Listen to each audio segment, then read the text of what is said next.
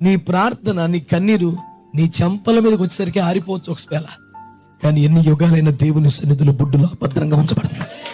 ప్రార్థన ఆరిపోదు, ప్రార్థన మరవబడదు, ప్రార్థన విడిచిపెట్టబడదు. నువ్వు ప్రార్థన చేసి నువ్వే మర్చిపోవచ్చు ఆ విషయం గురించి, కానీ ఆయన మర్చిపోడక.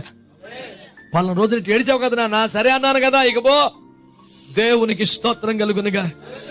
అందుకు కాదటండి, కరడు కట్టినటువంటి కమ్యూనిస్టు కంచు కోటలు కూడా ఈ రోజున ప్రార్థన కోటలు అయిపోయినాయి. దేవునికి స్తోత్రం కలుగును. ఎందుకురా ఎడవని అడిగితే ప్రార్థన ఆలకించువాడా. ఇంకో పాయింట్ ఏం లేదు. ఒకడు అంటాడు, మొత్తానికి ఏదో చేసేసి వీళ్ళు లాగేస్తున్నారు, అందులో మేము ఏం చేసామని లాగలేము, మా ఇంట్లో వల్ల మేము లాగలేకపోతున్నాం, మాకు అంత మ్యాటర్ ఏమి లేదు. ఆయన ప్రార్థనలు ఆలకించి ఆ ప్రేమ ఆకర్షిస్తుంది.